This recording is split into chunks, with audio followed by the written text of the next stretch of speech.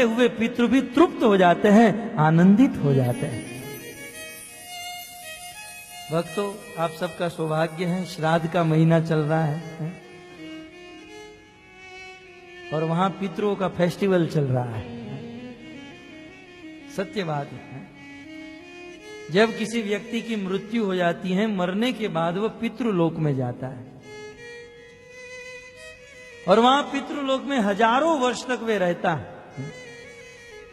और वहां से पितृलोक के बिल्कुल बाजू में यमराज जी का कारखाना है। डायमंड का नहीं है, एम्ब्रॉयडरी का नहीं है, वो धुलाई करने का कारखाना है। बहुत धुलाई होती है। यमराज के दूत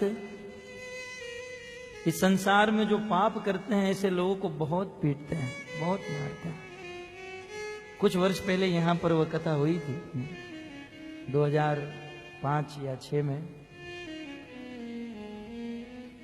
यमराज जी के दूत बहुत पीटते हैं यमराज जी का कारखाना, और थोड़ा रेस्ट करने के लिए पितृलोक में भेज देते हैं, थोड़ा रेस्ट करके आओ, क्योंकि अब तुम्हारे शरीर में पीटने लायक कोई जगह बची ही नहीं है।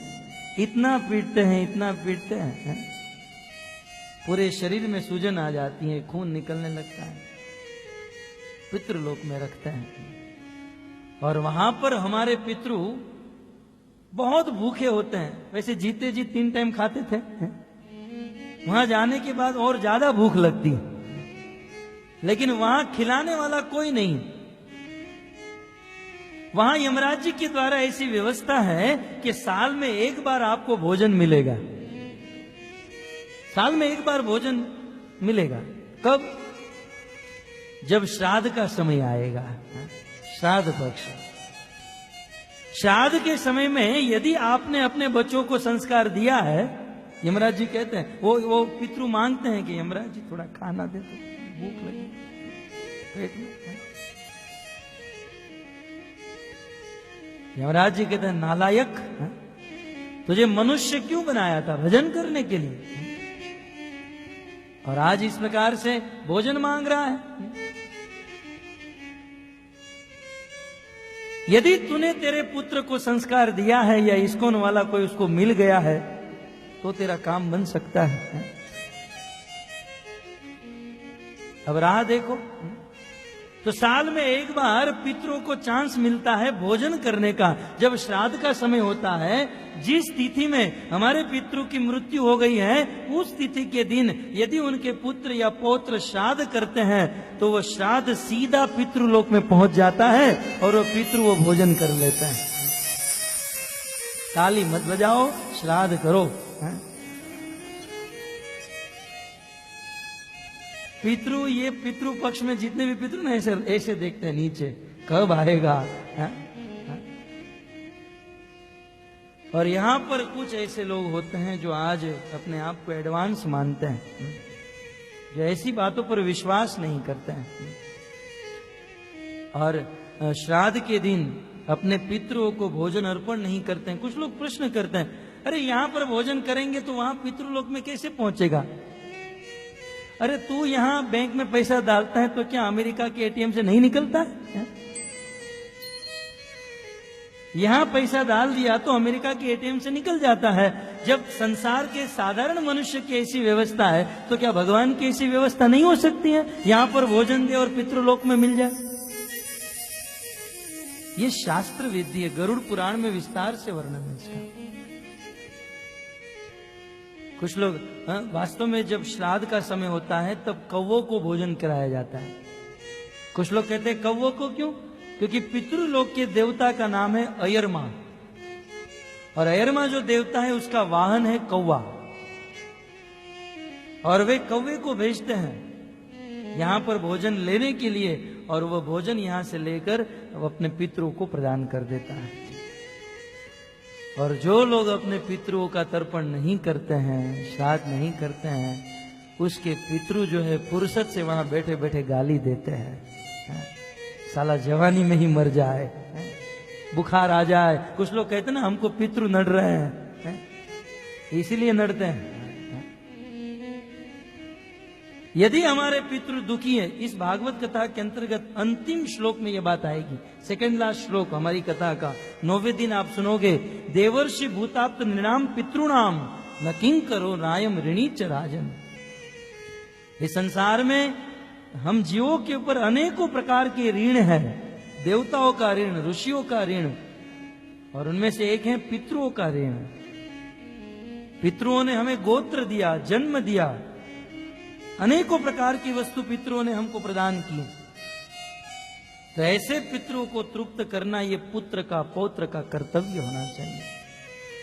भगवद गीता के प्रथम अध्याय में तो अर्जुन ने बहुत चिंता प्रकट की है कि यदि मैं युद्ध करूंगा, ये सारे लोग मारे जाएंगे, उनकी माता वर्ण संकर, उनकी माता में अधर्म प्रवेश कर जाएगा, वर्ण संकर प्रजा उत्पन्न होगी, और संस्कार नहीं होने के कारण वह प्रजा अपने पितरों को तर्पण नहीं करेगी, और पितरों को तर्पण नहीं करने के कारण पतंती पितरो यशा लुप्त पिंडो दक क्रिया, उनके पितरों का पतन हो जाएगा। तो भक्तों, श्राद्ध पक्ष के द्वारा ये कोई व्यक्ति अपने पितरों को भोजन दे सकता है, भोजन दे सकता है, ये करना चाहिए। शास्त्र की इन विधि को कभी भी ठुकराना नहीं चाहिए। खास करके भक्त समाज में तो कुछ लोग ऐसी फैशन करते हैं कि भक्तों को ये कुछ करने की जरूरत नहीं। जब हम भक्तों को बताते हैं तो भक्त लोग कहते हैं कि जो व्यक्ति कृष्ण की भक्ति करता है उनको ये सब करने की जरूरत नहीं है। भक्तों, भगवान श्री रामचंद्र ने भी अपने पिता का तर्पण किया, श्री चैतन्य महाप्रभु ने भी किया, वो भी भक्त के रोल में ही आए थे। यह मानते हैं कि भक्तों को अपने पितरों को तर्पण करने की, श्राद्ध करने की जरूरत नहीं, लेकिन किस भक्त को? सर्वात्मनाय शरणम शरणयम, जो भक्त संपूर्ण रूप से भगवान की शरण ग्रहण कर लिया है, जो भक्त 100% भगवान को शरणागत हो चुका है, जो शुद्ध हो चुका है, जो मुक्त बन चुका है, ऐसे भक्त को यह पितरों को तर्पण करने की जरूरत नहीं। क्या हम शुद्ध हैं? क्या हमको भगवान के ऊपर संपूर्ण विश्वास है? क्या हमारे जीवन की ऐसी चेष्टाएं हैं कि हम मुक्त बन गए? नहीं है। अतः हमें भी ये कार्य करना चाहिए।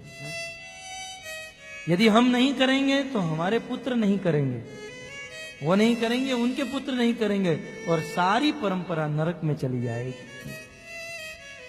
इसलिए वर्णाश्रम धर्म की इस विधियों का पालन करना अत्यंत आवश्यक है।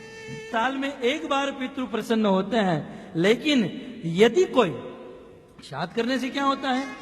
मात्र पितृलोक में रहे हुए पितरों को भोजन मिलता है, परंतु यदि कोई कृष्ण की भक्ति करने लगता है या भागवत कथा का श्रवण करने लगता है, उसके पितृ तो नरक से निकलकर वैकुंठ में चले जाते हैं।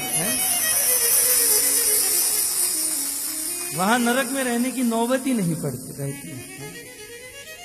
इसलिए श्री सुखदेव गोस्वामी कहते हैं, कुरुद्वह, हे परीक्षित, तुम ये जो काम कर रहे हो, भगवत कथा का श्रवण कर रहे हो, इस भगवत कथा के श्रवण के प्रभाव से अपना आप तो उद्धार कर ही रहे हो, परंतु इसके साथ साथ तुम्हारे जो पितृ हैं, कुरुवंश के जितने भी लोग हैं, सदस्य हैं, ये सब भी परम प्रसन्न हो रहे हैं। इसके प्रमाण श्री सुखदेव गोस्वामी अतः कहते हैं, हे कुरुद्वह, हे कुरुद्वह, गोविंद